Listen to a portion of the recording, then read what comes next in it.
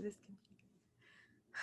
Hello, everyone. My name is LaDonna Williams, host of Liberating Conversations. And today I am so excited to have my sister friend, Felisha Chism, with me today. Yay!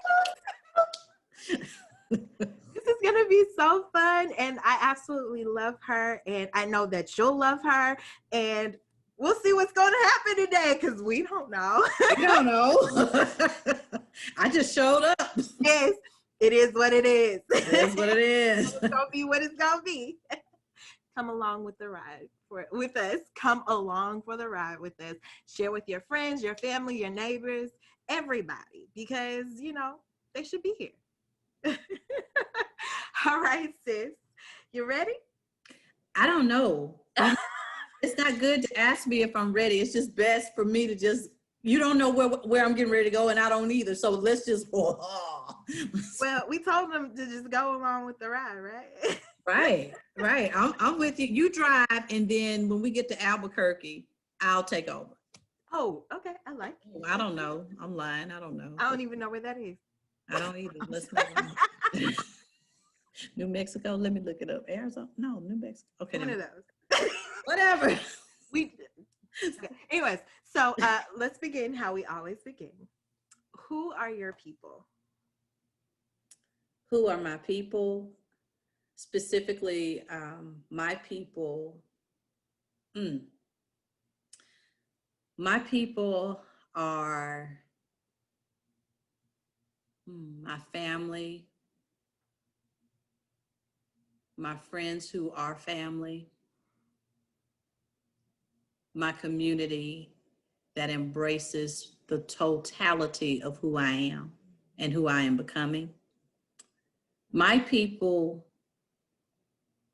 are people, if I had to define who they are, what makes them my people, you don't know that when you're initially forming your friendships or you're in the family that you're in, or you tend to draw closer to the ones who become your community and your village at the time.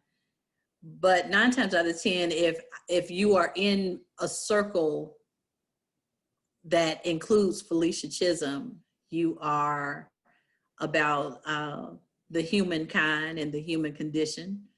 You are a person who helps everyone until it hurts sometimes, but you don't look at it that way, nor do you point that out, because you know that that is your calling to be the church that you wish to see. And my people are people who are probably equally strong-willed. Resilient would be the better word that I would like to use for it. Have probably been through some things no one would ever know, but have come through just the way God said, in Job, I believe it's in Job 23, where it says, "For God knows the ways I take. When I have been tested, I will come forth as gold." And those are really the people who I am. Those are my people. That's a long answer, but I am a village raised child. So my community is not just limited to who was in my house, or this is my first cousin and this is my third cousin. We don't even know. Heck, it could be Jethro's stepchildren from the first marriage coming in, and he got custody, and then he married auntie so-and-so, and then we just say that's so-and-so's cousin. We don't know. So I tell people all the time, please, if you're ever invited to one of my family gatherings, do not ask how we related. If I tell you that's aunt so-and-so, go with it. So those are my people, just the beloved community of love, social justice, making sure your neighbor is just as taken care of as you are. I love that. I love that. I received that into my spirit. I love how you started with your family and then you expanded that family to people who have gone through certain situations and can bond with you on a certain level through the things that they've gone through. And I think that is a beautiful thing. That's a beautiful thing and something that I love about you. I have a very very dear friend, my big sister friend, because that's something else. When you're starting to grow and develop, you don't limit your friendships to age. Mhm. You don't limit your friendships to everybody going into the same profession, everybody going into the same college major, if 4-year college, or if 2-year trade is whatever that is. You don't just base your friendships based on the those 1 or 2 areas. I find that to be a very limited way of living. But I have a big sister, my main big sister, who says to me, she said, if you ain't been through nothing, we can't talk. You ain't been through nothing, we can't talk, because we'll work together, we'll go and do the missions trips together and whatever. She said, but as far as sitting at the table and trying to get to know me, if you ain't been through nothing, don't come. So I was like, I'm so glad I've been through something. I'm so glad I've been through something. Like, God. Thank you, Jesus, for taking me through all the things that you take me through. But it is. It's hard to sit at the table with people, and there is no diversity in conversation. Mm-hmm. Today, I don't feel like being Minister Felisha. Today, I am Felisha Chism, and I come fully as Felisha Chism, who is a minister. Felisha Chism, who is a daughter. Seeing now in the phases of life where I have a senior parent. And that comes with its own complexities. I come fully as Felisha Chism, who has never been married. And I am now in my 40s, and I am equally content with my singleness while still holding out hope.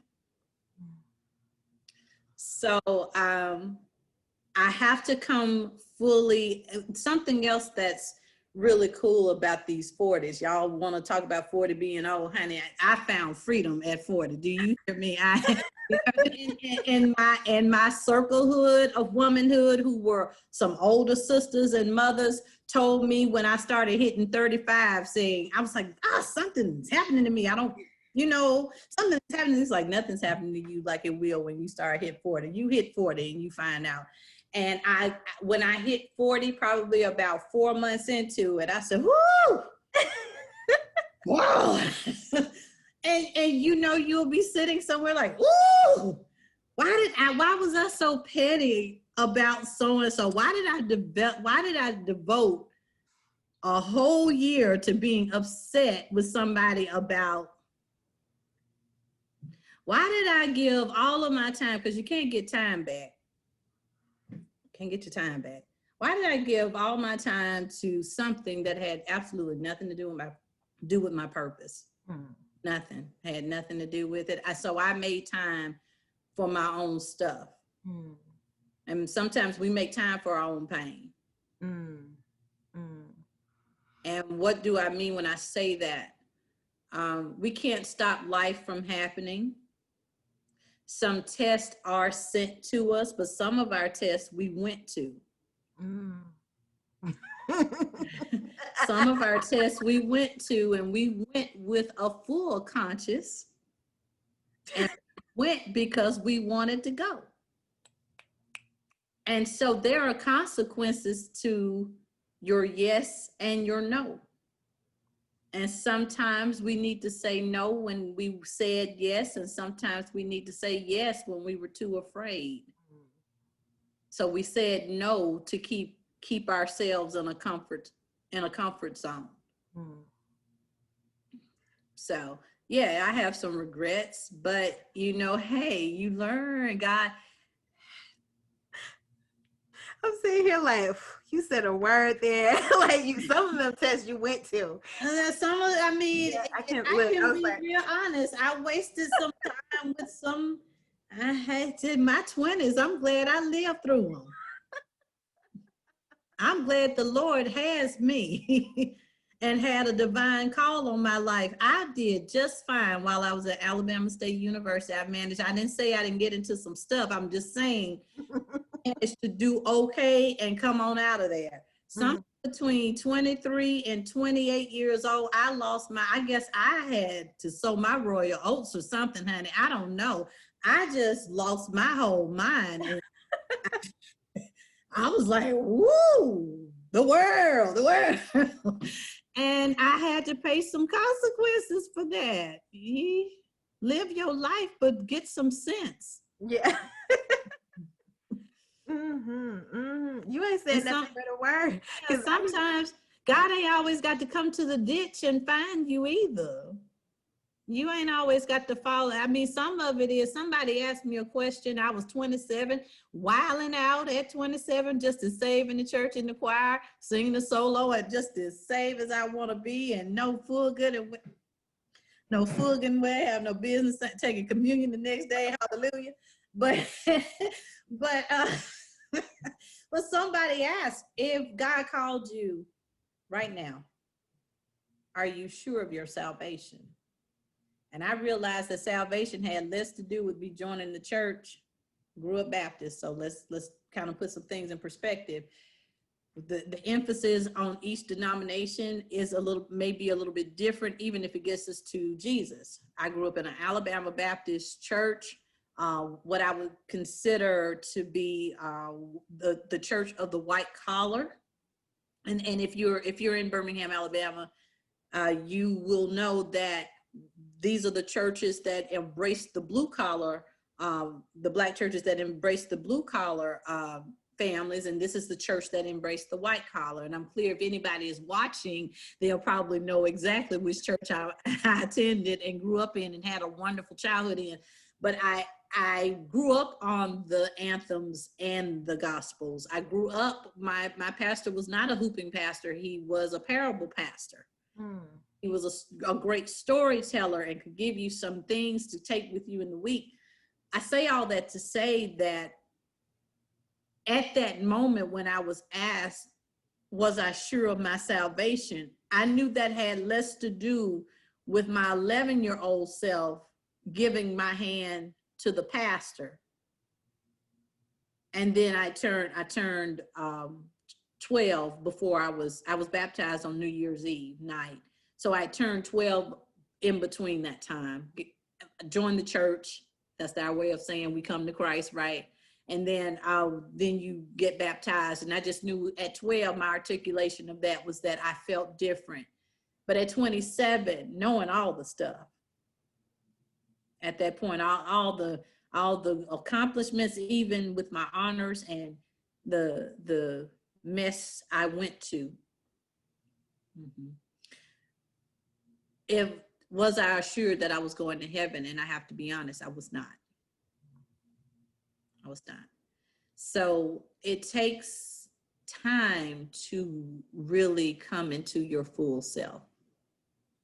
And then I absolutely don't recall having one prayer that asked the Lord to put me in ministry. I asked the Lord at 9 to let me do something great for the world. And I don't know how seminary and me being called to preach came into that. That was not the prayer.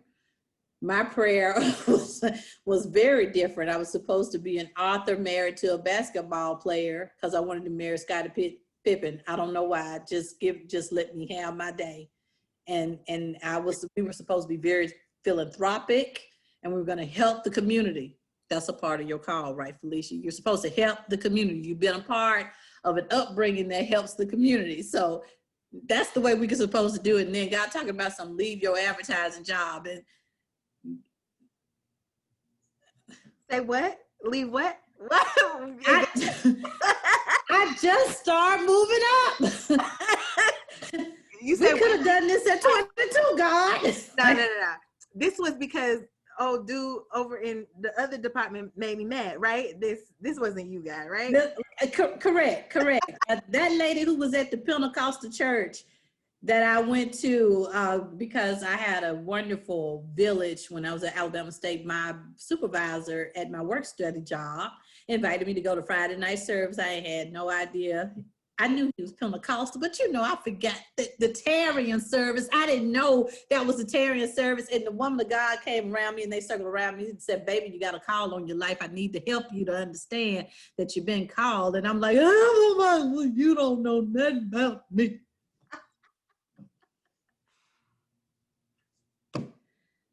I would give nothing up for my journey. Nothing. Won't take nothing for my journey right now. All right, all right. Listen, when you prayed, you must not have been specific, girl. You just said make me great, do something great up in the world. But I you was 9. I was 9.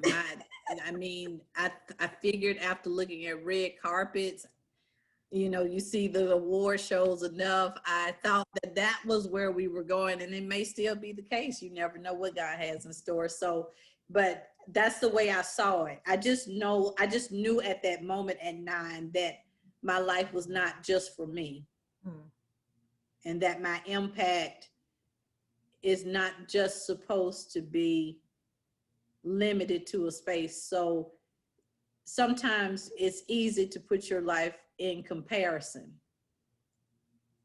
And the best thing that you can do on your journey is to very, very much so wish, if your peers are in a season where they're building and they're sowing, is reaping, they are getting the calls to come and speak and preach. They are getting the calls to travel around the world because they have written a book. They are getting the opportunities to spearhead educational efforts and community efforts. And you're sitting there and you're wondering, when is it going to be my turn? Well, you also have to ask yourself, what costs are you paying to be yourself? And I have to be honest with that. This is something that Dr. Teresa Fry Brown put out there a couple of months ago to me, as well as to on one of the counseling. I'm not a counseling. It was one of the calls that she was invited to. We spent so many different conference calls that if you can't say church ain't going on, even if you outside the church, you just don't want to be at the church. And so it's been some real powerful breakthrough stuff. And she was a part of one of those conversations of women in ministry. She literally has said this to me, and have said it as well to the women or persons who were tuned in. What does it cost to be you? And I feel like that this is how we get really caught up in, I am still a Gen Xer. So there are some things that I don't do as well as the millennials. For example, I'm the Atari generation, and Nintendo came in after the fact. Some of you started with Nintendo, so you think that's your frame of reference. I am Atari 2600. I'm Atari 5200 when they made it color, like the video game. I'm still pinball machine. I'm still for real street light comes. You want to get home, not when the street light is on. You want to get there before, when you hear the buzz, because you knew coming home wasn't gonna be no good for you. You were supposed to know what time to get there. And I'm okay with being a Gen Xer. I'm okay with not going directly into grad school directly after undergrad. I am okay that it was a 10-year gap between my undergrad and my graduate school work. I am okay with not attaining another level right now, because I know the cost it takes to be me. And I think we could save ourselves a lot of therapy. I'm not saying don't go to therapy, honey. Go to therapy, get your life together. What I'm saying is, we do a lot. I think social media I don't think the intent of social media was supposed to be on the level it is. I am with social media with keeping in contact with good family and good friends. And I said what I said. I am not with social media when we get into the bullying. Mm, I am not with social media when we get into a place where we are relying on the likes and the loves and the reactions of a post. right. I really appreciate your 100 likes and loves and what have you, but I'm probably just as okay if it doesn't get anything or if you're one or two. Why do I say that? Because when we are living this life for real, there will be seasons where people really love us and seasons when people really don't, Mm-hmm. just for being ourselves. And in either season, I want to be so in love with me that your opinions of me does not affect my atmosphere. Right. So Yeah, I love that. Ooh, sis, you done said a whole lot of I words. know. I'm like, we went from Sis, salvation. Like, Felisha, are you sure you're salvation now? Yes, that's where that all came from. Yes, you have to go back probably about 15 minutes, but yeah. no, but it's just like you said a lot of things that will hit in a different way, you know. Yeah, I'm just yeah, sis. They hitting in a much different way because I'm just whoo. Hey, thank you. Mm. Thank you. Thank you, because I haven't always been this vocal. When you're in the middle of it and you're in the middle of your experience and in the middle Mhm. of being tested and in the middle of being grown up Mhm. and in the middle of, there is some type of sobering that happens in your life, and you have to live a little while before you don't know everything. I know more than I knew 11 years ago when I stepped out and walked on water. Mm. Metaphorically, people. Man, When I had to really trust God for myself and I had no support mhm. Yeah. other than the two or three that said, but God said, and you got to do it even if you're afraid. You got to do it even if you don't have those that love you and truly still do. That's something we need to understand too. Your loved ones that look like they are rejecting you, that comes from a place of fear. God did not give your calling to them. God gave your calling to you. Mm. So it's not going to stop people from talking about you and having an opinion anyway. You just have to go find your space, go cry your eyes out, go lay up in your depression for a day. It's okay to lament, and then get your butt back up and get back on what God told you to do. Mm. I I want to go back to where we started talking about age, right? Um it was something about age, right? And how a lot of times age affects us, right? Like we talk about um oh yeah, you're okay with being in your 40s, right? And, Love it. and The I'm like most my favorite decade ever. I wouldn't go back to my early 20s. Never. I would not. Because I was just, I remember it's something that happened when I turned 25. It was like the world opened up to me, right? Like I had, like, it felt like I had been living with this veil over my eyes. And then when I hit 25, I was like, oh, this is the world. Oh, wow. Welcome. Like, I was like, Look, it was like, the color yellow has so many different gradients. I had no idea.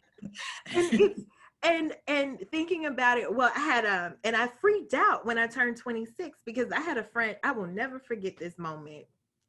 I was just like chilling outside of my school in undergrad. I was just, I was maybe like 21, 20, 21. Mhm. And she just walked up to me. She was like, enjoy your younger 20s, because once you hit 26, it's downhill from there. Literally, that's what she said to me. And I don't know, when I turned 26, I freaked out. because it was a literal freak out. Like I could not. If someone asked me how old I was, I'd be like 20, You're 25. I'm lamenting. 25. Okay, I'm 25.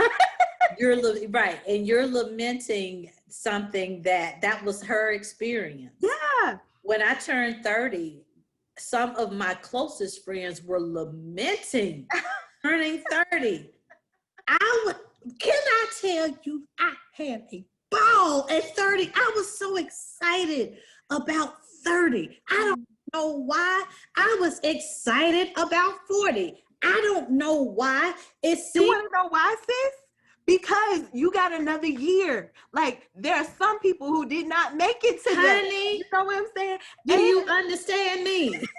listen, when I was about to turn 30, I said, listen, I will not have another moment like I did when I was 26. I will not. I refuse because each year Girl, I is enjoyed 26 more than 25 well, I can't say that because I was freaking out because you sitting up here mourning.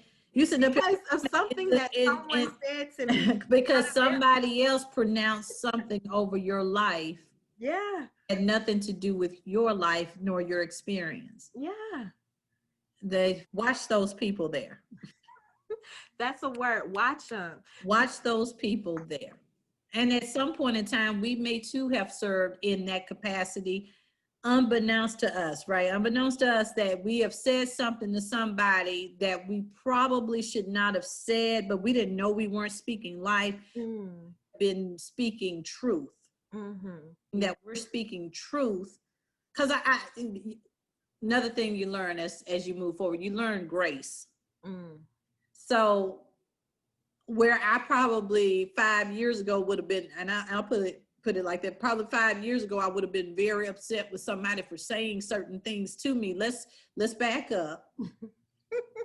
If they really, the Lord gives you some discernment. Now, whether we choose to tap into it or not, that's up to us. And there are a lot of people who see whatever they see in us, but their views of how to help us get there may be limited to their experiences and how they got there.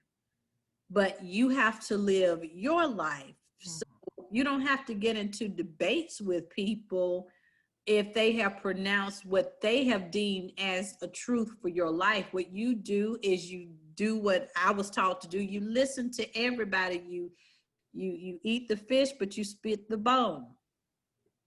Some say eat the meat and spit the bones, but if you eating some whiting, and I'm not a whiting person because of the bone, you'll never know what you're gonna get in whiting fish, and it's got good taste, but it's just jacked up. I'm from Alabama, people. Don't even go there with me. So I'm just saying it's some lessons that come from the country, the southern and the country folk. I'm trying to tell you, you don't know what you're gonna get in a bone-in fish. Right. And just because it's been filleted, some residue might still be there. So what you do in these cases, what you probably learned in that lesson, is that I wasted a full year being upset because somebody said it's going downhill for me. So I put my hope on hold because somebody in their experience at 26 to whatever age they were at that time when they pronounced it to you, they had gone through a hard time and that was their view of their experience. So we got to really be careful and really be intentional about speaking life. A lot of times people think I act funny because I get quiet. There are certain times when Felisha needs to be quiet. If LaDonna has shared something with me, it is not my job to come back and say, girl, I don't know if that's the right thing to do. What I can say is, hey sis, here are some considerations. And then after that, and that's if I have that type of relationship with her, and I do. But I can't say that to everybody. Somebody can be saying something right there, and God could be telling me, "Said that child right there, that person right there, be talking that hokey pokey. It ain't just go on." But it's not for me to be like, "You talking hokey pokey? That's not gonna happen." I don't know what you and God been talking about, so I ain't. That ain't me. That ain't me. So maybe your ways of doing things are gonna be a little bit different than somebody else's ways of doing things, and we're gonna have to learn how to be okay if somebody else's path does not mirror your path. That doesn't mean God doesn't still have God's best for them. Why did you start this conversation with me now passionate? No, because it's something that we listen. There's somebody who is out there dealing with age and saying, "Well, I'm too old to do. I can't do this because I'm this age." And listen, the way the society that we live in has put it into this myth that by a certain time you have to have this done, right? So like it's like the way that we think, it's like this linear thing. So you go to high school, you graduate, you go to college, you get out of there, you go to work. And it doesn't work like that. Or you get married, because then yeah, marriage is up in there. 9 times out of 10, I was coming out of the generation, or sort of that mix where you would at least have your college sweetheart, even if I weren't getting married right away. I had neither. So high school or college. I didn't even have a job after undergrad because I thought after all my internships that did not pay me, that naturally I was just going to get a job after I finished undergrad. 2.5, maybe 3 years to get even in my foot in the door. I went into communications with a focus in PR. So it was not an easy navigation. And so during that time, I was working in retail and went back into my roots I went back to the dance school where I trained and taught kids. Dang. Well, okay, so I trained. I am a trained dancer, but I've been retired a little bit longer than I have. Dang it. You ain't never taught. I love these conversations because I learned. I'm like, wait, what? So for 3 years, I went back to my roots at Corkyville School of Dance, Birmingham, Alabama. And I taught kids from preschool, age 3 to 18. We don't call it basic level, beginning level ballet, jazz and tap. Ballet? You telling me you a whole ballerina? I'm saying that I didn't take it to the point level because I love tap. So all of my solos were in tap. Okay. Ooh, what? Okay. Look at this. I'm so excited about this. Yeah. I love to dance. Don't ask me to. I can make you think that I can. And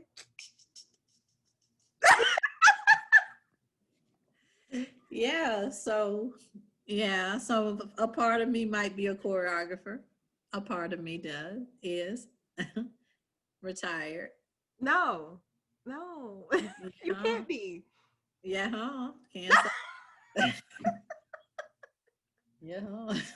I bet it's gonna pop back up because you mentioned it. I bet it will. I bet it'll help. I'll have to come out of retirement. Yeah. Age-wise, back to the original thing. We are so silly. We do this all the time. I feel like with each new year, I get new breath. Do you know how much loss we've had this year alone?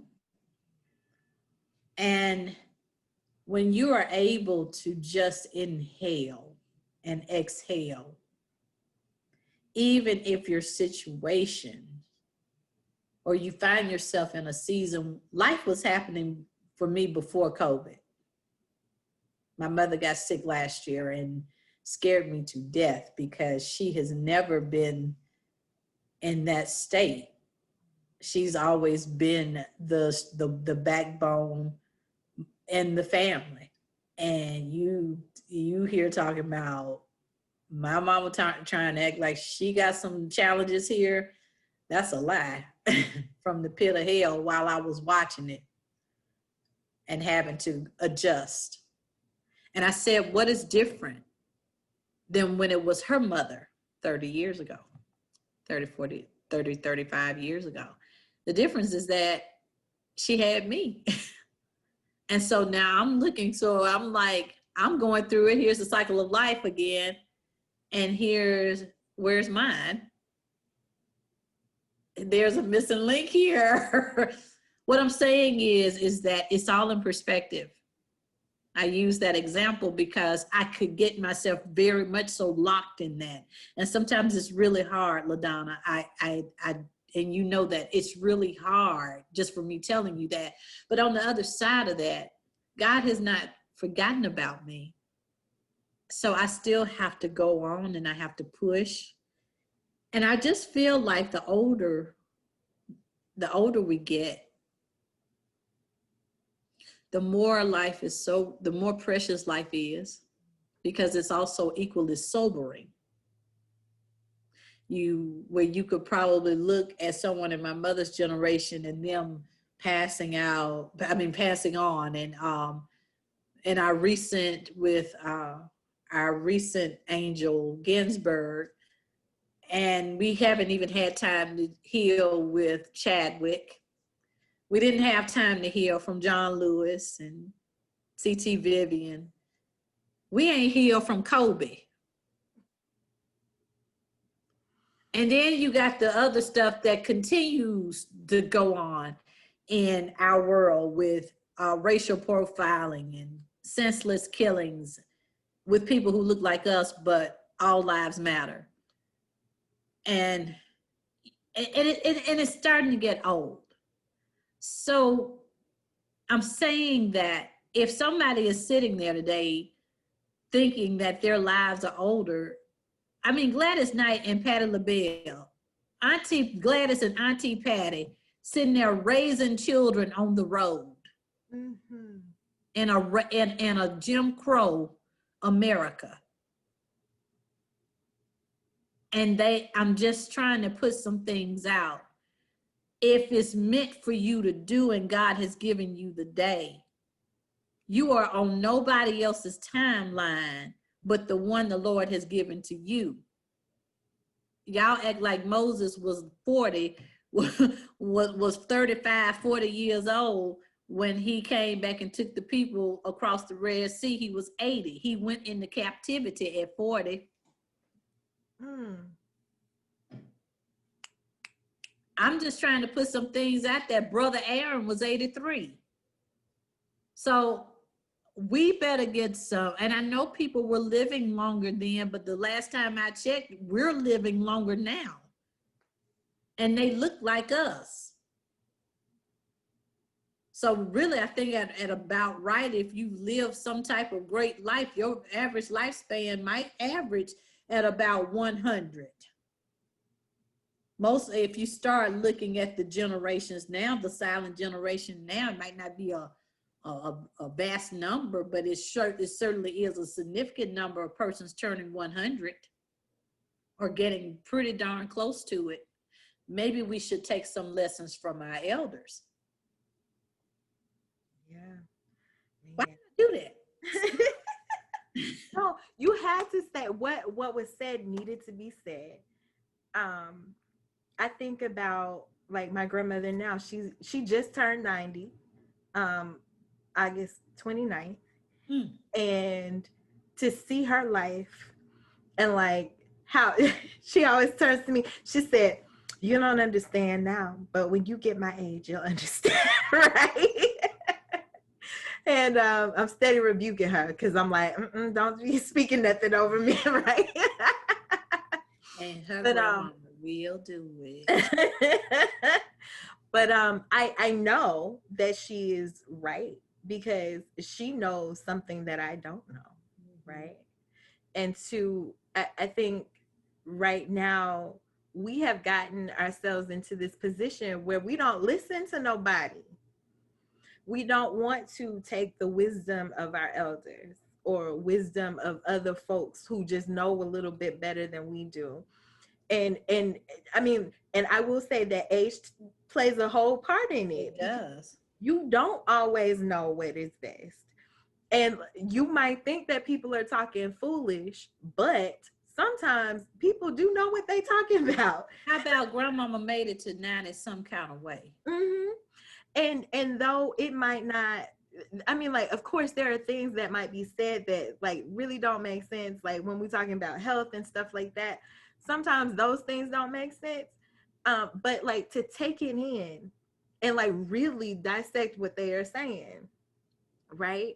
um yeah, I mean, like, or also put into context where they came from. So like grandma and them might not believe in doctors, because there was once upon a time she could not go to a doctor. She had to go up to the root doctor up the street. Come on and say something about the root doctor up the one that could come to your house and wasn't worried about getting shot up. Mm-hmm. Or The the one who could midwife. come to your house and not worry about putting their lives at risk because of whatever disease you have up in your house. Let's just call that what it is. You're right. The midwives. You couldn't go to a hospital and have your baby. You try You and weren't go, allowed. here. What you doing here? Huh? So you had to call on the midwife to I got come. one better than that. I couldn't go because I had no insurance. What is insurance? I don't even know what that is. Yeah, because we assume everyone has insurance. Mm-hmm. Yeah.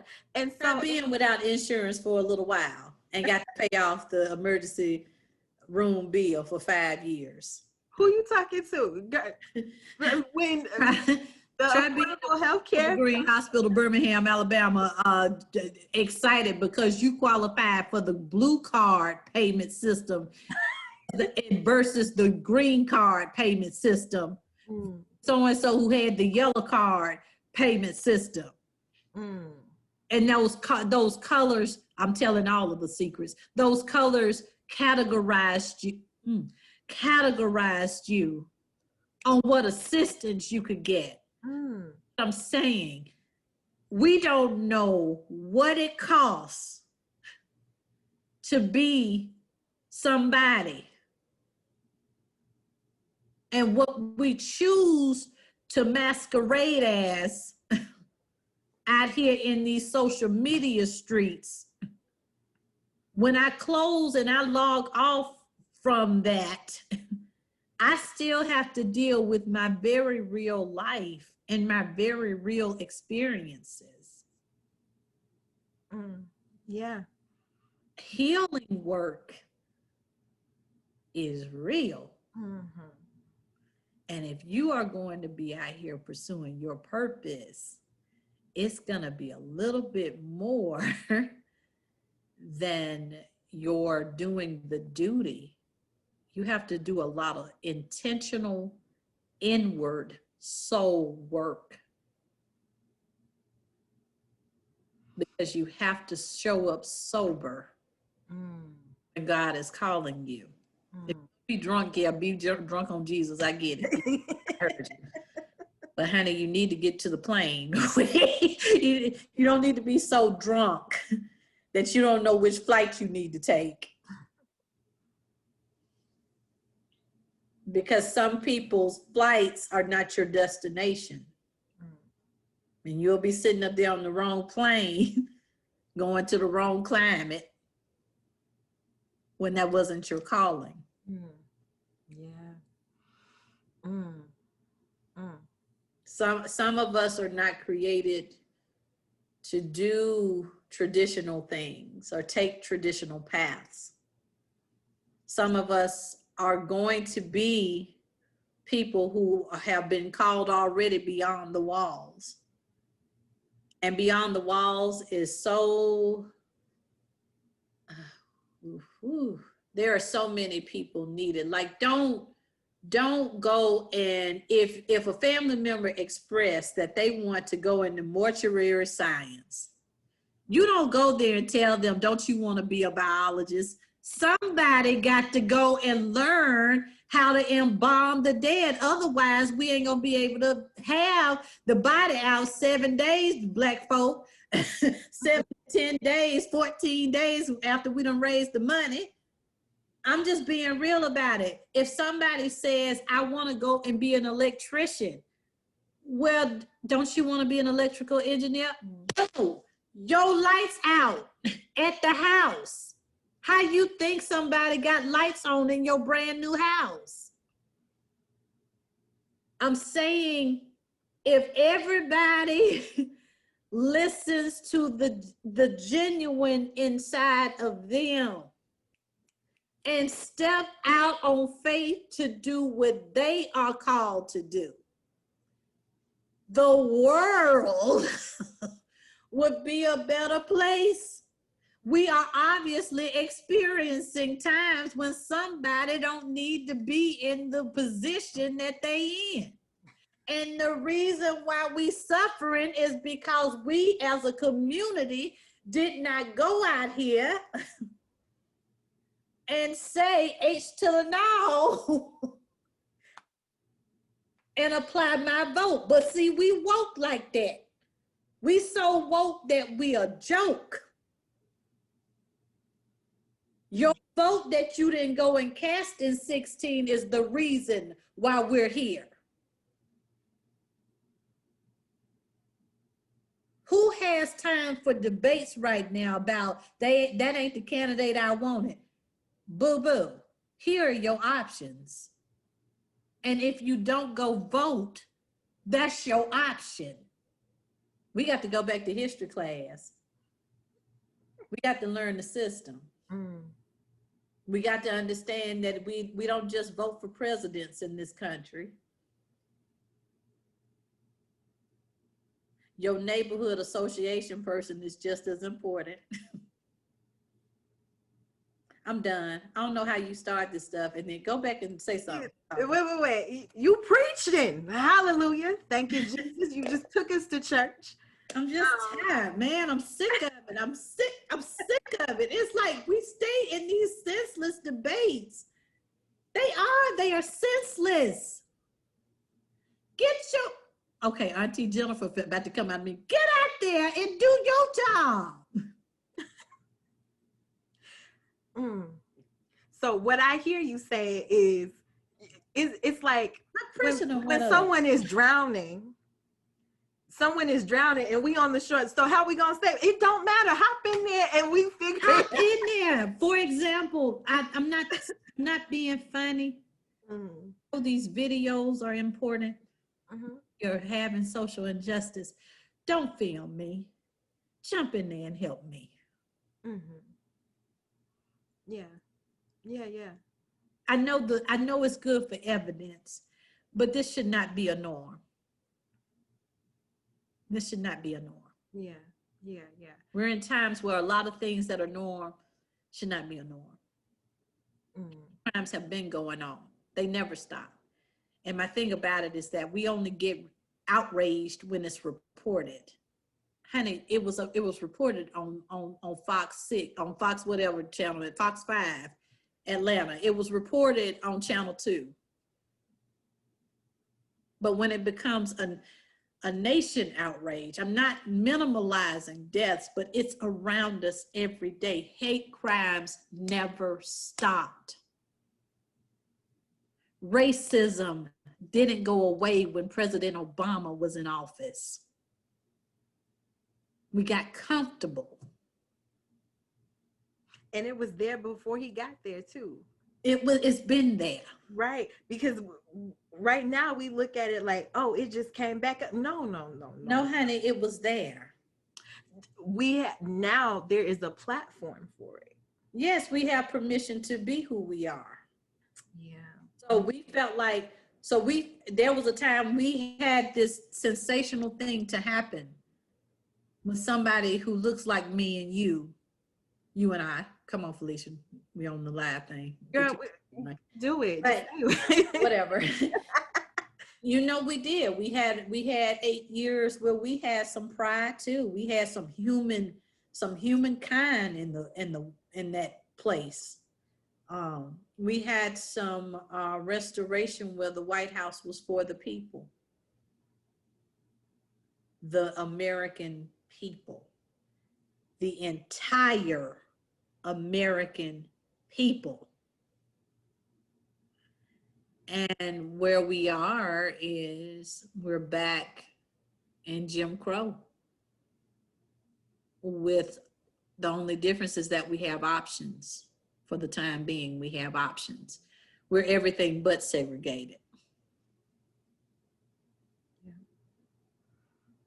And this is where we are. And so if we don't, as a whole, I think every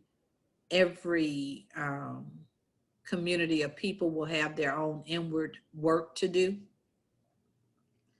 You and I representing Black American community.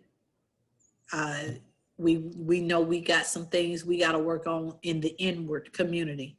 Mhm. Yeah. But at this appointed time, if we would just unify to get the job done, then we can go back and do the healing work. I don't have to be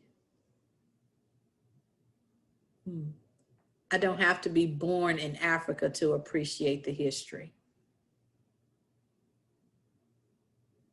I don't have to assassinate my African brothers and sisters because I was not born of the culture. See what I'm saying? I don't have to ridicule the light skin versus the dark skin when we're all one. I am Breonna Taylor. I am George Floyd. It is not okay. We mad, we out here having debates about Cardi B and her divorce. That is so leveled. At the end of the day, you were not in her marriage. This is what I'm talking about. While you worrying about that WAP, you need to be worrying about November 3rd. That's what I'm talking about, that stuff. And so when I didn't, social media is, again, a wealth of information, but let's don't lose focus. Let's be focused on our debates. Is Cardi B the news right now? Cardi B trying to work out her own family structure. Cardi B is a personality, but Cardi B is a person, and she is going through her own stuff. This is what I'm talking about. Get focused, people. These are not the times. We need to be so unified. That's something that we're missing from the 50-some years ago. We're missing the unity. Well, everybody wasn't unified. No, everybody wasn't on one down for the cause. In fact, it was the children of Birmingham that brought segregation to the national platform. Those were children who were with the water hoses. Those were children who were downstairs in that basement of the church. Those were children, because very few people know that it was really 5 little girls. We had one survivor, and which was the sister of Adame Collins, Miss Sarah Collins. And few know that there were 2 young boys who died in the riots that happened that night. But see, these are the things we have to go back to, the conversations we have to have at the table. If I am a generation that has not, if I was born in 2008, my frame of reference is President Obama. Because the first 8 years of my life, he was my president. And so if I have a kumbaya mentality that we all can get along, then that was what it is. We don't go and tell the child you're wrong. What we do now is we do keep the history going. There are some people who don't want to talk about slavery being a part of the history. Slavery is a part of our African American history.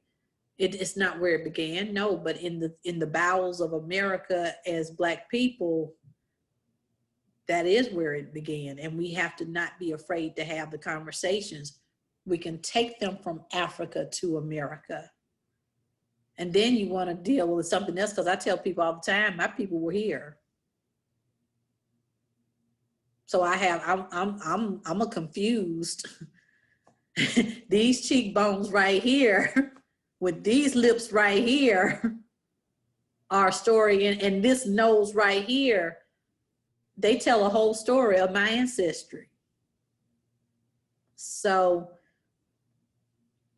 we better get focused. Why did you do that? I didn't do nothing. I ain't do nothing. Sis. Yeah. I got to look over here. I don't talk way too much. No, this is what this was. I might not have my ministerial papers. No, you will. You want to know why? I ain't cussed. I did. You want to know why? You know why? Because you was called, and no matter what nobody else says, you was called, and what you said was timely, and somebody needed to hear it. Shoot, you need to kick somebody on this conversation needs to be kicked in the butt. I'm sure. I'm just kidding. That too. I am. I don't care. Yeah, I'm kidding, but I'm also for real. No, but we're sorry, not sorry. Go vote. Go sorry, not sorry. Vote. Go vote. I'm tired of this stuff. Yeah. You make them accountable after you get them in there. You don't defame somebody's character before you get them in there. That's not even how you went. Mm-hmm. So also what you've talked on is like this cancel culture, and this, like, we've created these, and social media has been, I guess, I want to say, like a crucible for like this really toxic culture that has started to develop, right? Like, we think that just because someone has said something wrong or said something that's out of line, like, you can just cancel them just because. But like, I think it really, not I think, I know, but like, when you cancel someone just because of like one situation or one misplaced word, or you don't give them a room to grow, you don't give them room to be redeemed or redeemable.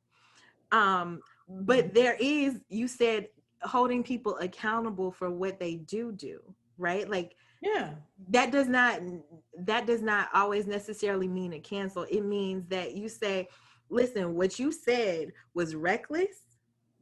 What you said was harmful to these folks. And because sometimes people don't know, sometimes people just go off the you just say whatever you want to say. Well, here it is. That's true. And not going to take over. I want you to finish up your thought there. I say this keyboard courage, because I participated in keyboard courage too, trying to tell folk, what? But see, what I put on my keyboard, I say it in your face, but that's how that's a difference. But you got to have some good people in your life that come and pull you to the side. I won't name who it is, but they had to pull me to the side. And so you cannot put out there everything you think. Because baby, 35211, I don't hate. And it's not called catch these hands and all that stuff, but I'm saying we are in a time, to your point, LaDonna, we don't want to disagree. And I don't have to believe what you believe to not love. I can love you and not agree. It doesn't mean I'm anti-you. I just may not be the one that I might, well, do you boo? I'm like, do you boo? And bet nobody else come around here and say nothing to me about anything. As I would hope that if it's something that's said about me and you know where my heart is, you may not go about it the way I go about it or see it the way I see it. But God, dog, don't come up in here trying to don't. I okay, so that was the word in and of itself, right? Like we can disagree. You can have your opinion, I can have mine. We also need to learn how to talk to people when we are in disagreement, right? Like not coming in, because I think a lot of times conversations on opposing thoughts always turns into this debate, right? I have Dr. Deetra Hop. Oh my gosh! No, girl, Deidre, don't get on me, Deidre. So I have another friend, and their names always get Deidre. That's all right. Hawkins. I was right. Okay. Deidre Hawkins. I'm sorry, Deidre. Hey, Deidre. That's I have another. She has to pronounce my last name before we got on here. Don't worry about it, girl. It's all good. That's why we love her. I have another friend, and it's all these Deidres. Okay, Deidre Hawkins, who is she talks about debate versus conversation, and so she's like, debate is when you have opposing views and you're trying to change the other opposing person's the perspective, right? And you're trying to win. And so what happens is you're like talking over each other. But she's like, in conversation, you open yourself up to whatever is, I'm not trying to change you, you're not trying to change me, but you come into this hope, into the conversation with this hope that something be said that you can take away, not them, but that I can take away with me, right? Because it's a growing moment for you, yeah, not just for the other person. We don't do conversations that way. No, because we listen, we don't understand the true meaning of listening. Yeah, listening versus hearing. So you're not listening to reply. Yes. You heard to reply. If you're listening, you are digesting the information and it will inform how you respond. Mm-hmm. So you heard what was being said, but you're spewing out the words because you want to get into a debate of I am right. Mm-hmm. You cannot come into a for real conversation with the mindset that everything I have is the word. Yes. Cannot, even after so long, as I had to learn the hard way and retake some Bible class. Oh, I ain't ashamed of my journey. I had to retake Bible because I grew up on what the Bible said. So when it started being deconstructed, I didn't understand that. And so, yeah, I had to go back and retake some courses. I wasn't dumb. I was a full Dean's List and academic scholar. But when I got to Candler School of Theology, oh, honey, baby, I went from a 3.6 to a 2.3 right quick. Almost got kicked out and managed to come back. But people don't remember your comeback. They remember your failure. Mm. And it's something, how did we get here? But this needs to be said too. We in this focus thing and calling out other people's failures and grouping up to have the right answer when all of our answers could be right and some of our answers could be wrong, and give people some room and some grace to get there. Just like somebody made sure you were alive this morning and it wasn't because you deserve to be alive this morning. Okay, so you get that as you grow. And growth is not age specific. There are some persons who are very well into their 60s and 70s and have not grown up yet. Mm. Hmm. I'm reminded when you say that, I'm reminded of this poem. Man, listen, I did not come today to like do recall, okay? Memory recall, like You just know said, you said when we talk, whatever sis, let's just let it flow. And I don't know where I've been in this thing, so I don't know how this working out. but there was this poem, and it's always been attributed to Kurt Vonnegut, but it wasn't Kurt Vonnegut that wrote it. And it was put to the you know, the soundtrack of When Doves Cry from Leonardo DiCaprio's Romeo and Juliet. Yeah. So they put it against that.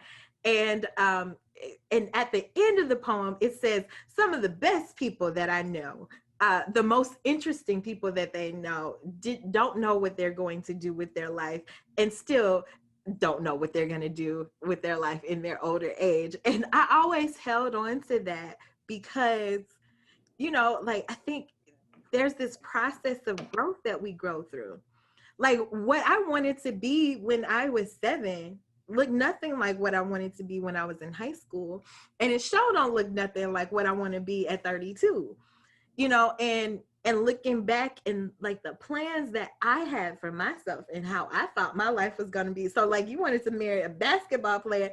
Girl, I thought that I was going to have several little Specifically Scottie Pippen. Specifically. Oh yeah, sorry, my bad. But he went there and got married and had a baby on me, and that wasn't gonna work. He ain't right. He ain't right. I mean, I was underage and everything, but it was the whole point. Yeah, you know. Kill my dreams. Okay, go on. He still ain't right. Still ain't right.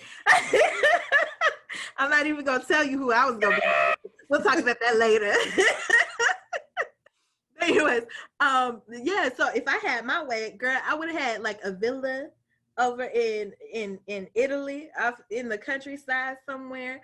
I wanted a flat in London because like I thought it was gonna be fancy, and then like, you know, I have an apartment up in New York City because ain't nobody. I didn't want to stay there, but I wanted to have an apartment there so I could be like fancy and come to my plant house suite whenever I wanted to and just travel around. Girl, that ain't even my life. Yet. But right, yet. But also thinking back and knowing I have a more fuller view of like what I want. Yeah. What I want for myself doesn't look like an apartment in New York. Nothing's wrong with New York, but that's not what I want for my life. There's something much deeper than that. It's more than that. I mean, like, I still have these big dreams, but they've evolved over time, right? Because I'm like, you know, New York sounds nice and an apartment in New York sounds nice, but I like the countryside. Mm-hmm. And you know, and where I can travel anywhere I want to go, so long as I have my house, mm-hmm. my grounding in a place where I feel peace. Mm-hmm. Yeah, all of that. Mm-hmm. See, I wasn't thinking nothing about that when I was 18. No, but you've grown. You've grown, and that's why when people start talking about telling me this stuff, I'm not against anybody. Vision board and a list, and it came out okay, and it worked out for you. I praise God, hallelujah. I do believe in writing down goals. I do believe in journaling and writing down some things I know I hear the spirit self say in, because down here in the belly and in your inner work and in your inner self, that's God, that's your God talking to you.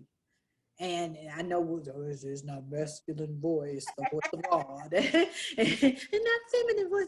It's really the person on the inside of you that's speaking. That's who your Holy Ghost is. Your Holy Ghost is that person that sounds exactly. My Holy Ghost is going to be speaking to me in Felisha's voice, saying, "Sis, you know it's time for us to move forward now." No matter how much parameter Felisha wants to say, no, that ain't right, because just give me a little bit more time. in that belly on that, when it start rising up in your neck and stuff and all over here, and then say, you know, I'm just gonna have to come all over you until you understand to turn your hands loose of it, right? That's your Holy Ghost. Where did I go from all this? I think all that whole trusting yourself thing, that triggered thing, my dreams evolve as I have more experience with something. And again, not age specific, because my experiences maybe at age 16, maybe at 16, I experienced some kind of trauma. At age 13, I had to grow up a little bit earlier because, and I did. I am a testimony that when I grew up with my grandmother, my maternal grandmother, and my mother. And when my grandmother, I couldn't even say she died. I said she left me. When my grandmother left me, that's the way I had to, I guess I processed my grief. When she left me, that changed my dynamic. It changed what single parenthood looked like, because whatever your two parent dynamic looked like, my father was not here. He was not here. He was already gone. And his family was not involved with me.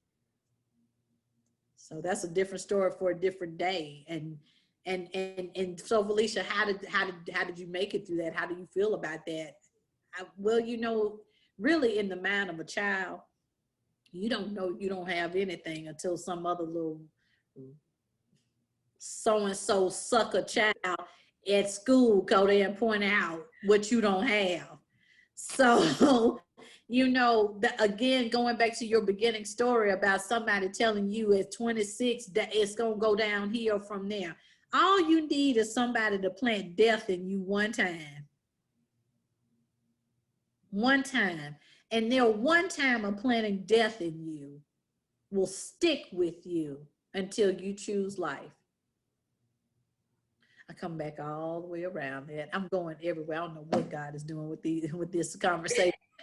This is not focused. I've been focused on everything else, but this today, I think in this evolving and in this, it's time to grow up. I think if I had to frame this conversation today between you and me, it's time for us to grow up. And it's time for us to be. And we're going to have to stop equating beingness with duty. Beingness is your whole self. It's being able to check yourself and do your soul work. And you don't get to bleed just because you got healed a little faster in your one area, because it's going to be some things, so long as you're living, it's going to be some things that's going to test your heal areas. So you ain't really that healed until that healing been tested. And and your deliverance has been tested. And you got to go back through these cycles again. You heal from one person dying, now it's a new death, and that person that was, you know, and you got to go through all this again. My thing about it, LaDonna, is that I think I get so, I don't know what that is in me that just gets so annoyed, to bring it back to the conversations. We don't have conversations to listen to one another. We have conversations to be right.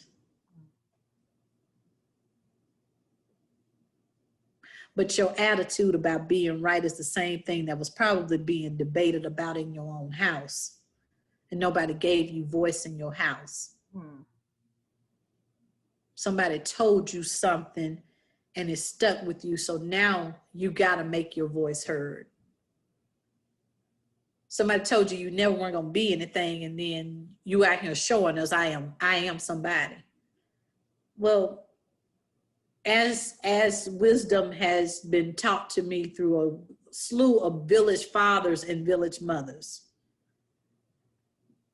antidotes would be keep on living, as grandmama probably has told you, and Lord knows that's the truth. Antidotes would be, do they pay your bills? do they see about you when you sick? Can they see you when you look like death? Mm. Mm. I know a lot of people,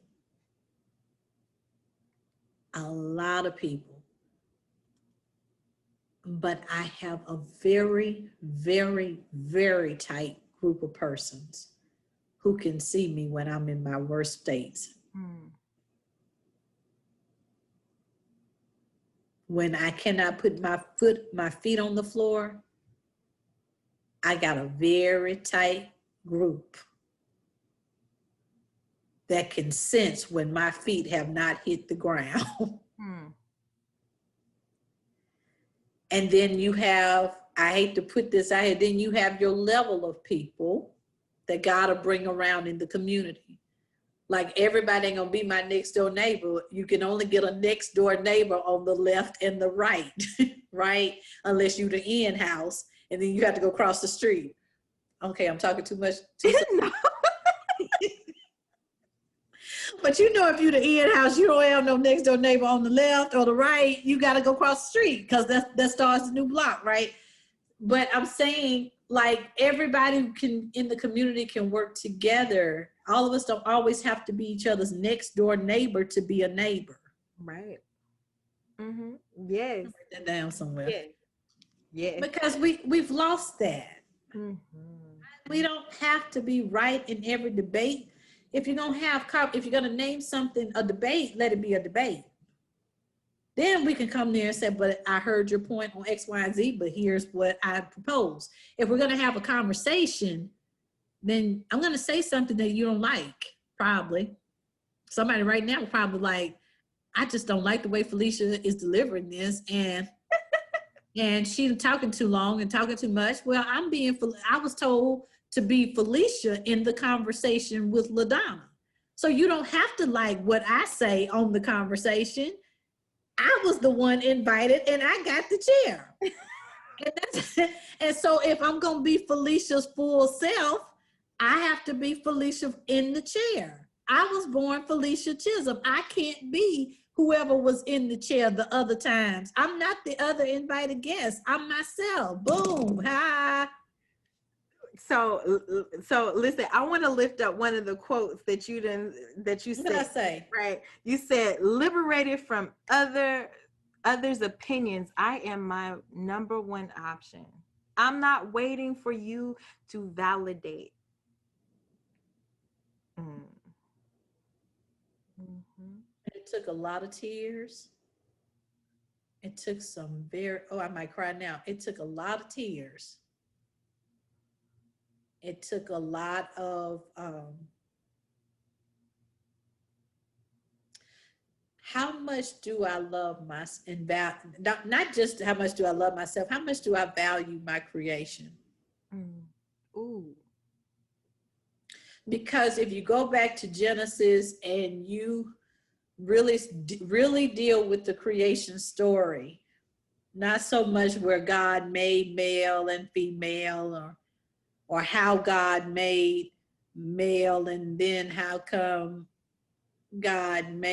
why did God make female? And either way, if we really would look at the text, we win either way. And in 127, he tells us in the first mention of us, he'd say that we were made at the same time, said made both male and female. And then when you go to chapter 2, we were made because it wasn't good that man should be alone. So in either way, we were a gift. So if you start really thinking about it, not arrogantly, but the truth, when God made all of God's creation, God had nobody to ask permission. God asked nobody's permission. Can I make giraffes? Can I make whales? Can I make the duck-bill platypus? God asked nobody how the earth should be formed, how the universe should be made, how the stars should align, when the shooting star would come. God asked nobody. And so I have to believe that for every critique I get, because I'm using me, I ain't got to use LaDonna. I'm going to use me, because why? I'm showing up as Felisha. I have to believe that when people have told me how unattractive I am to my face or whispered about it, I have to believe that when I was a little skinny girl with the butt teeth and the thick glasses and the long hair, because you could say my hair was nice because it is. But when you came and said I'm stuck up because I was about doing my work, when you say I'm not enough because I can't show up in a certain way, when you say I'm not and you keep telling me what I'm not, something goes back in the recesses of my spirit that said God did not consult with anybody when God made me. So if I'm not a gift to somebody, I'm a gift to somebody else. And you better get to a place where you have to, this seems like a speed up. This seems like a speed up because you got to get to a place in your life where you got to put people on mute and go and do your sacred work that says, come on, Mother Toni Morrison, I am enough. I am enough. I don't need pictures and all that stuff. The world's beauty is enough. Beauty can come out of the ashes. Otherwise, we wouldn't have mythology that talks to us about the mythological phoenix who rises from the ashes. Where else can we find this? And I believe it's in Isaiah, right in the 61st chapter, somewhere in there, that talk about he'll give you beauty for your ashes. Honey, let it burn. Let the doggone thing burn. Let the relationships burn. Let the dreams that you had for yourself burn. If they got to burn, light the match. Doggone it, go get the oil and lighter. Go do what you got to do so God can do what God has to do from the ashes. We came from the ground and we'll go back there. We ain't nothing but ash. Mm-hmm. And when you start dealing with the totality of your mortality, ooh, that is sobering. All you got to do is turn 40, and then on the day of your birthday, they'll put on there, I never will forget, if you were born between 1970 blank and so-and-so, and then to the person who's 80, here's some life insurance. If you were born this year's 1980, whoever would have thought that 1980 would have caught up to the year of 40. I'm just saying, I remember the year 1980, so there you go. I was 4, but I'm just, 28 right there. I'm just saying, 1980. Dang. At 1980, and you turning 40, and you getting that same commercial. Hey, if you were born between 1940 to 1980, here's some life insurance for you. Oh, wait. 1996 is coming for you too.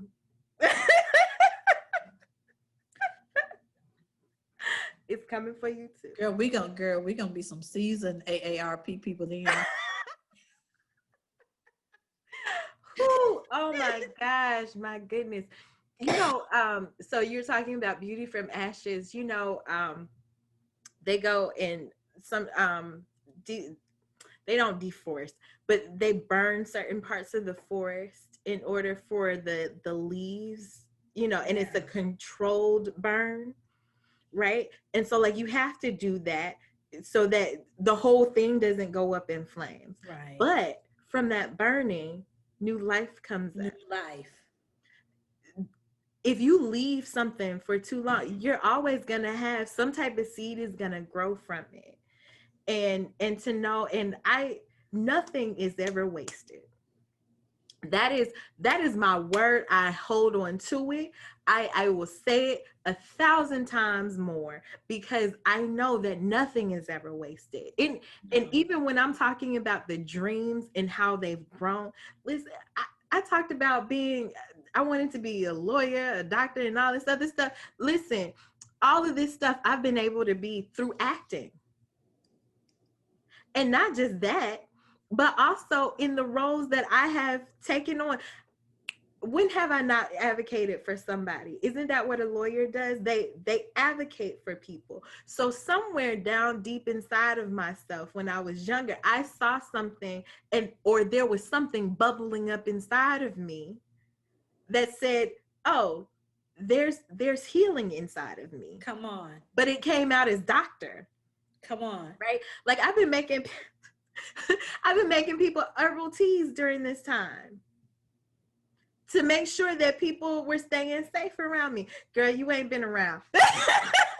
Yes, ma'am. You want one? I got you. I got you. I got you.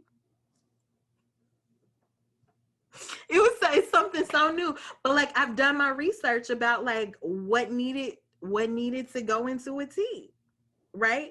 To make sure like, that our immune systems are kept up. I'm really having some problems with that. Hold on one second. Hold on. Let's not talk about the many dinners that you've had. And I was just Okay, then never mind. My problems have been cooking some type of chicken, and I was like, oh, so where my plate at? Oh, yeah. yeah, next time. Yeah, that part. See, double chin. Double Uh, chin.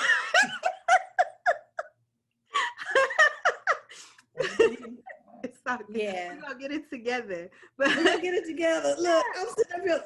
Thank you. That was calling me straight out, right? Some good stuff you right can't there. fake. That was It's all in good. love though. Hey. Got me so good because that thing showed the truth. I was about to be like, can I meet you for my herbal tea? And then you like, well, can I meet you for my dental? Okay, never mind, because I ain't cooking. I got you, sis, though. And thinking about how now I'm a minister and like I get a chance to at one time, girl, I don't know. Like I've been on some other stuff when I was little. Like I wanted to be everything, a veterinarian, and all of these things I've had to take on at one way or another. The And beauty so, of being a dreamer. mm-hmm, There is beauty in being a dreamer because everybody is not.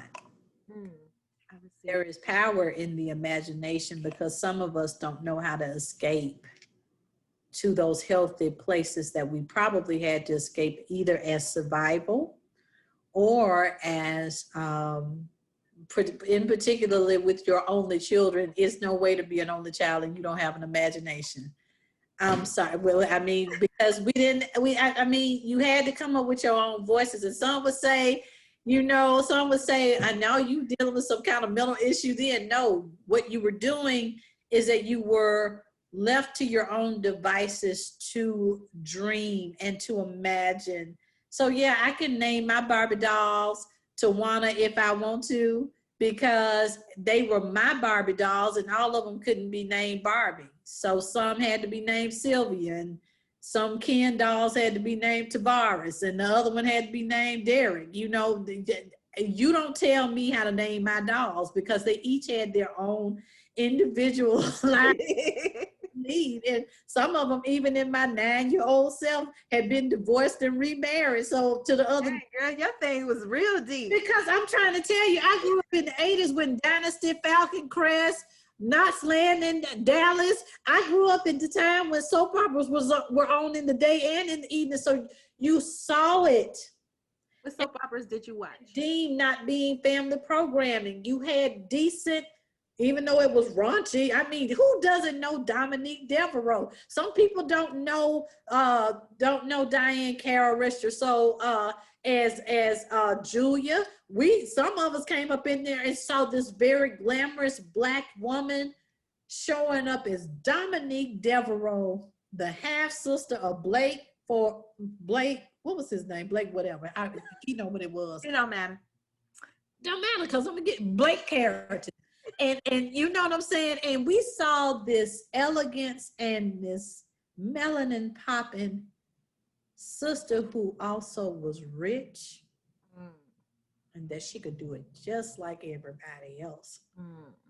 And that changes how you dream and you imagine. I worry about the imagination never going. Yet have 1,000 dreams of what you want to be because you as you said, you're functioning in them. Yeah. And you will continue to function in those things, even if it doesn't look like. That's what I was saying earlier. All of us are not called to traditional paths. What do you mean when you say traditional? Again, all persons are not called to four-year colleges. All persons don't have to have uh, terminal degrees to be dreamers and to live out life. Your terminal degree, the PhD, the doctorate, is to be held, I believe, with a certain degree of reverence. It is, to me, the upper thing that says, I have the credentials. I am an expert at this field. And I believe, particularly with educators or with persons who are going to be in that specialty or in that area of focus, I celebrate all my PhD people. Mm. Then you have those who are pursuing the degree for the reasons why some pursue ministry, for the reasons why some want to go out here. I know when I moved to Atlanta, I ain't never seen so many people who got a business. It ain't authorized. It ain't with the Better Business Bureau, not registered nowhere. I got a business, right? Get it how you live it. I'm telling you. And I would say whether God has called you to the PhD or whether God has called you to whatever God has called you to, please go into the calling that is calling you.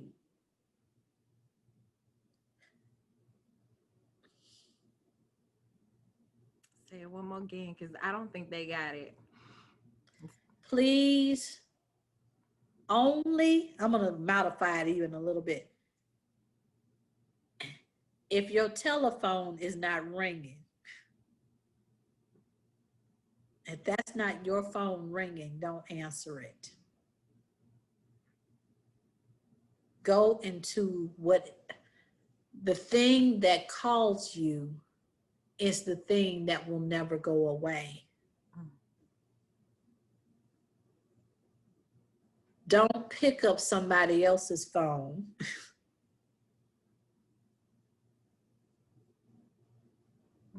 It's not wise to pick up somebody else's phone call and take on the instructions from their phone call. Your phone call doesn't have to look like somebody else's phone call. And I don't care how critiqued you are for not following the path that someone else would have for you or would like for you to pursue. You go with your Holy Ghost and what the Holy Ghost says for you. You celebrate your friends that are doing extraordinarily well in their call. You support your friends when they are in their Lodabar, if they're your friends, because God is doing a growth thing with them so they can become who they need to be, because they are answering their, most likely have answered their call, and they got to be isolated or either to come into the calling, or they got somewhere in there. None of us are escaping out of here with some kind of purpose. And my thing about it, LaDonna, is that we waste so much time. We waste so much time. So-and-so's not a X, Y, and Z. So-and-so's not doing the work because they don't do it this way. How dare you? How dare you? I don't have to post my work on Facebook and Twitter to be doing the work. How dare you? It's not of me to do it. Because my grandmother was a voice in the community. She helped the wino like she helped whoever else. And so that's just not the way I was raised. If you're going to do the work, do the work. Do the work. I'm not trying to shame anybody who is showing up, who is popular or sought after. That's better to say, sought after in whatever respective fields. But I do raise the conscious that if you are only communicating with certain people because of their popularity, their calling came with a price. And their calling is not your calling.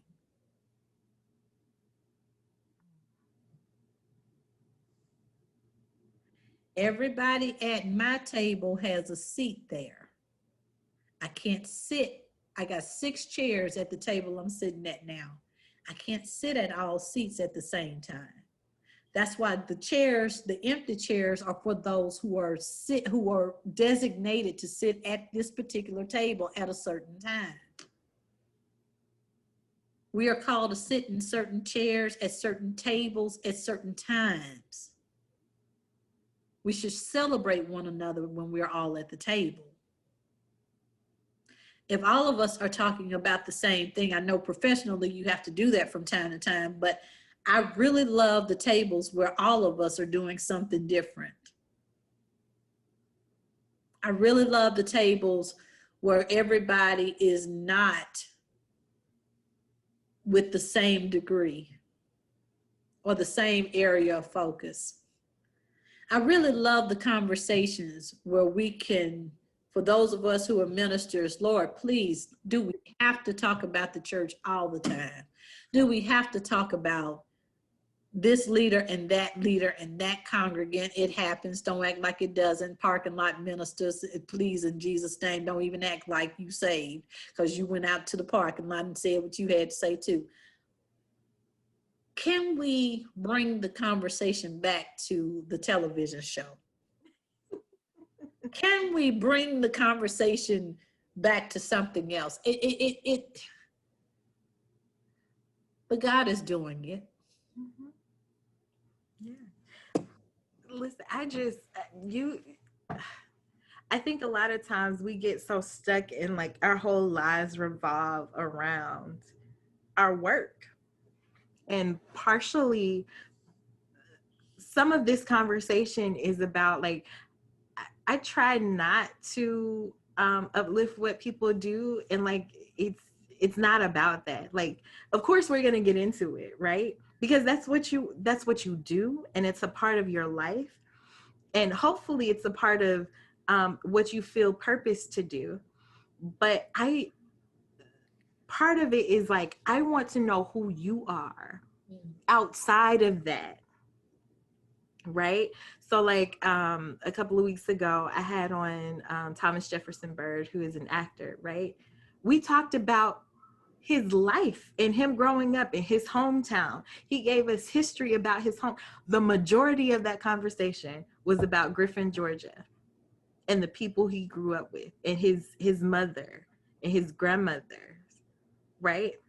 and and then we got into the acting part, and that was like the last half of it, and it wasn't even a half, it was like this much. Most of it was like, you know what I'm saying?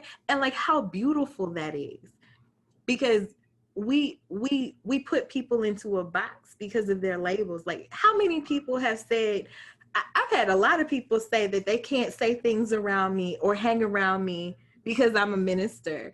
And I'm like, and that's why I don't tell people, because I don't want you acting funny. Like, I have a lot. I mean, I'm a human being. Listen, ain't nothing that you say to me, there ain't too much that will surprise me, because I've seen a lot of it, because I'm in theater. I've heard it, I've seen it, I've experienced it. I mean, like, there ain't nothing that was, I mean, well, there are some things like. Some sin still trying to get on the altar, and I'm just trying to Let y'all know sometimes some of us still dealing with living sacrifices. They jump right up there out the altar and, Mhm. and right into my pantry. Amen. I'm just right over there Well, because it you know, I'm so, but I'm so thankful for sacred spaces. This is mhm. where we come into that communal thing about your sacred spaces. Excuse me. Want some water, sis? Right. Um, Try it. silly Jesus. So much about your friend, Mr. Bird. Mhm.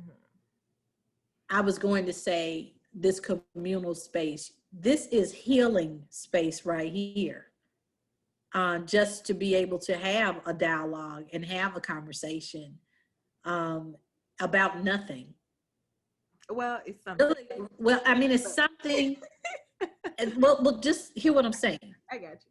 It is who are your people? That's how you got to start it.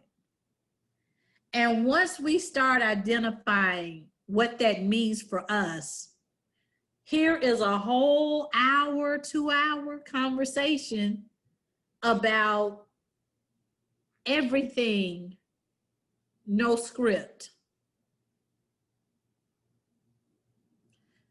Everything, no script.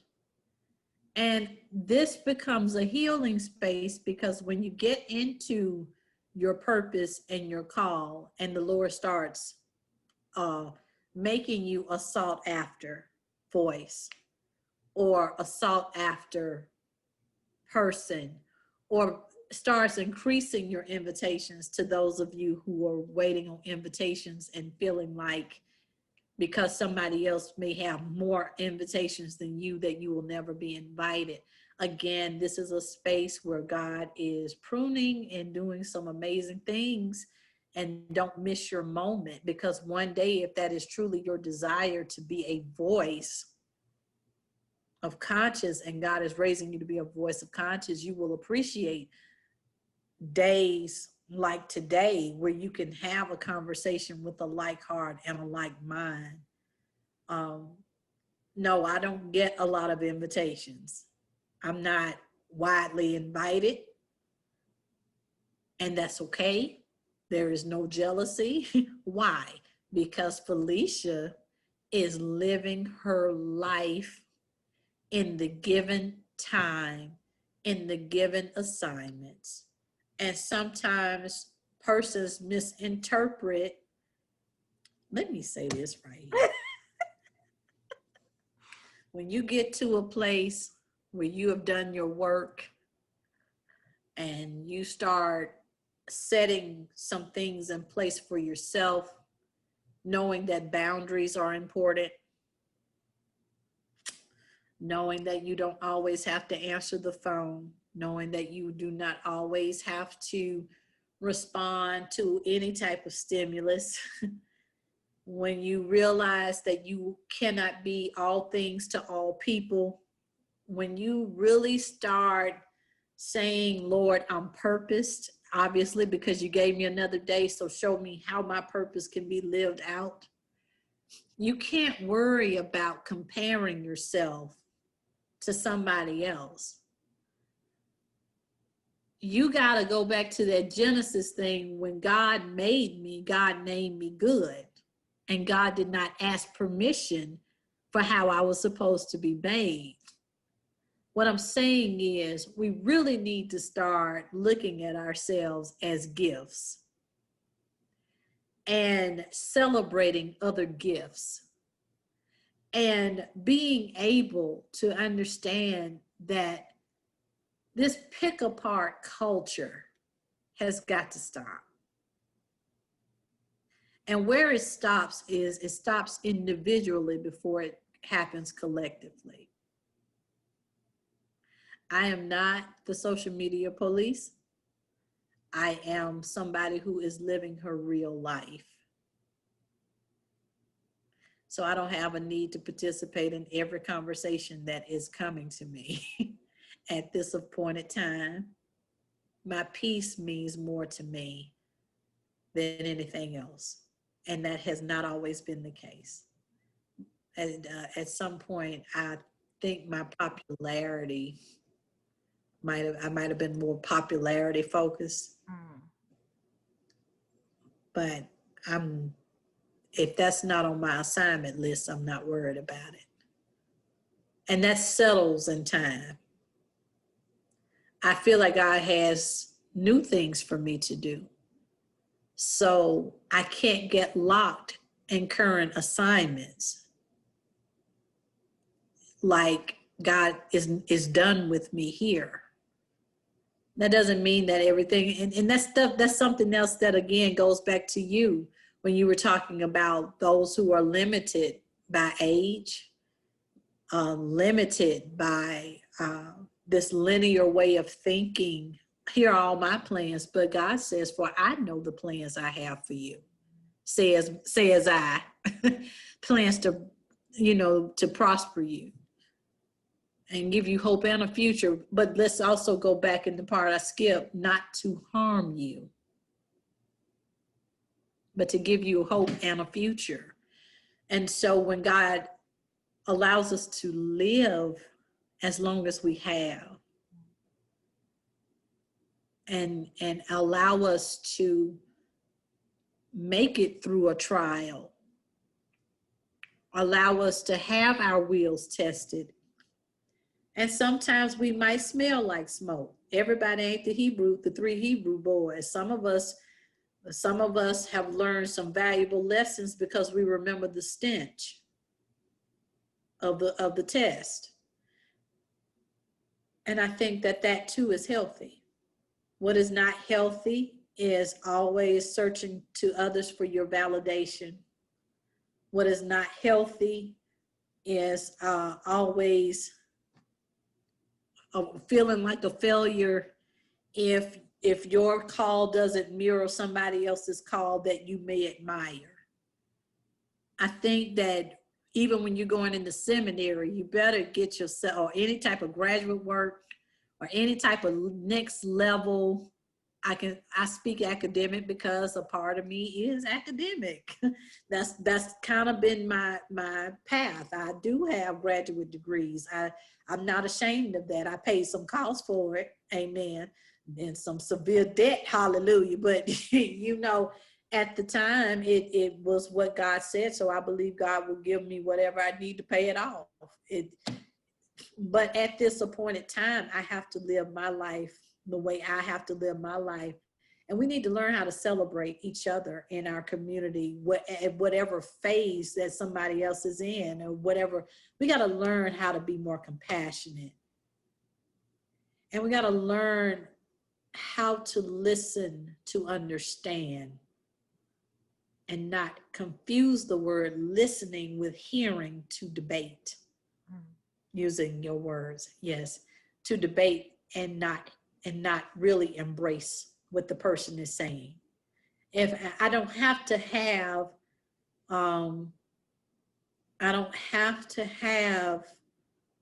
a platform like everyone's platform. I think that's something else. I keep saying that throughout this conversation, but it weighs on me because God just didn't make imitation people. And I don't want to be the next anybody. I want to be the best Felisha Chism. It's very important for me to be the best Felisha Chism. And if that puts me in some places that I never even thought about praying about, and God just gives me that bonus, that's wonderful. But if I don't go, I don't know whatever that is. I just know when I hear, well done, thy good and faithful servant, I will have done the work. Some of us are born to be legends. Your legacy should live beyond you. Dr. Maya Angelou left this world in 2014, and we're still reciting her work. We're still watching her videos. It's just like she's with us, like she never left us. Mother Toni Morrison, Lord have mercy, my muse, the one that's still keeping my hope alive on the pen, the one that is still leading me even in death on my mindset, just like Dr. Howard Thurman, who let me know I was a mystic. Why I interpret the Bible the way everybody else seems to interpret this good word or whatever. I got it. I get it. And then in his spirit sits with me, like Gil Scott Heron's voice sits with me. Honey, the ancestors come up in this thing. So ancestors ain't just my dear Neil. Ancestors come in here, the ones that are purposed for where you have to go, can come up in here and leave a presence in your house. Folks don't want to hear that, but I'm from Alabama, and I just told you I'm a mystic. And my sister just got done talking about the root doctor. Don't act like y'all don't know something about some stuff.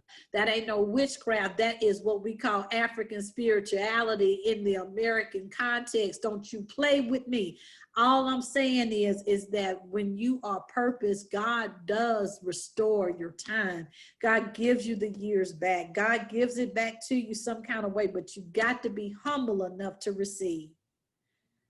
The people who love you, love you. That's all I can say about it. The people who love you, love you. And if you are continuously in these debates, I got a little pet peeve about memes and how we use memes. Some memes be right on my street. Once in a while I post it. Every once in a while on my Instagram page, not on the oh yeah. Some of them I keep in my phone because I know I'm gonna lose all kind of stuff because some of them just raw. But I think if we are we really just don't need to get into this. I don't know. I need us to get back to where you are. You remember the old school Coca-Cola commercial, and it's way before your time, LaDonna, but it's an old school 1968, look it up, Coca-Cola commercial, and I think it's the lady, she says, the song is, I want to teach the world to sing. Perfect harmony. And so they use the Coke as the thing. It's like, I like to teach the world to sing in perfect harmony. I like to buy the world a Coke and keep it company. And so all the nations of people come together. As a song, I like to teach the world to sing in perfect harmony. That was all around the Flower Child and all that, the peace movements after Dr. King. But yeah, it's about time for some flower power. Yes, yes. And I'm looking at your flowers, and I just kept thinking, flower power. My mom picked them for me, and she was like, "Oh, you need some flowers in your background." Yeah. And also, this is my great grandfather on my mother's side. So you got some ancestors. Yes. Coming in the room. Mm-hmm. I love that. Yeah. Yeah. Yeah. Wow. Thank you, LaDonna. Thank you, my sister. Like you came in and you was like, "Yeah, I don't know where we go," and you just drop your mic. No, I can't do that. Look, I can't do that right now. Can't do that right. Oh Lord, I can't with you right now. You will. I love you, my sister, and thank you so much for sharing your wisdom. This is a healing conversation. It is, and I know that I got something out of it, and I know that there was somebody who had to hear these words, because I don't think this was how I envisioned the conversation happening. I honestly, to be honest with you, because things interrupted our time a couple of weeks ago to bring this together, and even shortly before we started the recording for it, LaDonna, I just feel like today it was just time to speak. And I feel like I'm all over the place. I feel like I've been all over the place, but I've had all this stuff, not so much to, this is what is needed. This is what is needed. Now, I'm going to be honest with you. I'm about zoomed out. I'm so sick and tired of Zoom. I'm so down on tired. Zoom is a cuss word right now for me. Zoom. Stop It it. is. Shut your mouth here. Talking that stuff. It's this right here that you have been purposed in doing. It is. I've looked at a few of your pods here. I'm not gonna tell you when I go back and look, but that the persons who sit in the seat that I have had the privilege of sitting in today are not always asked our thoughts or have to give our opinions in a hurry and have to go. So it's nice to sit down and have some symbolic tea on the porch. Alabama girl coming all out of me. It's good to be able to sit on the porch and drink some lemonade and talk out these things that I'm not gonna post about it.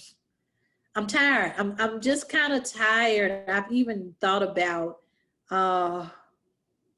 who is in your sacred space. What is sacred to you?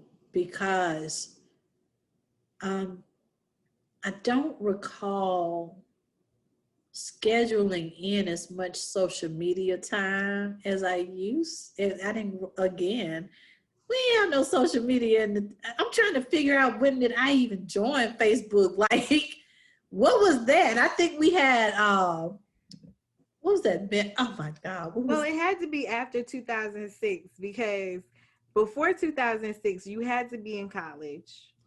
No, but there was something. It was MySpace. MySpace. And then for those and Black Planet. And Black Planet. I was on Black Planet. Page. I don't know what I was doing with a Black Planet. I wasn't on MySpace. I was so deep. I'm gonna be on Black Planet because I was real. That's when the whole Love Jones and the Neo Soul Conscious, and I'm going natural and I'm free 2K. Oh honey, I was all deep in that thing. I was incense burning and here it is. And oh, you was one of them. Okay. Oh honey, I was in the Ari and Rasan.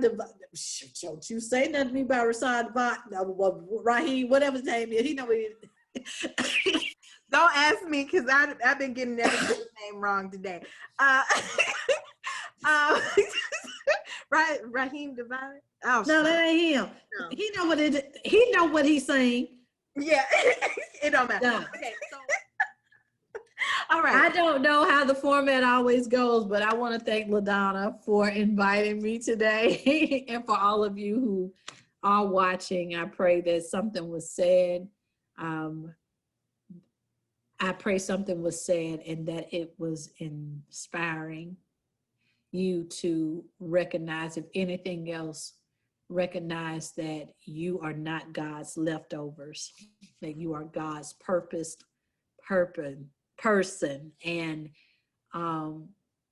the second thing would be, I did use and one of probably in the first hour whenever we were talking about being the change, and it's time to grow up. If we want to see God do the extraordinary, we have to be a part of doing the things that it takes for God to do the exceptional and the extraordinary, because God has already done it. We are going to God like God is human, and God has already done it. It is us that has to level up. And the only way that we are going to level up is together. That is my final word. Ashe. Ashe. Amen. Thank you all. And y'all have a wonderful day. Don't forget to share. And we shall see you soon. Bye.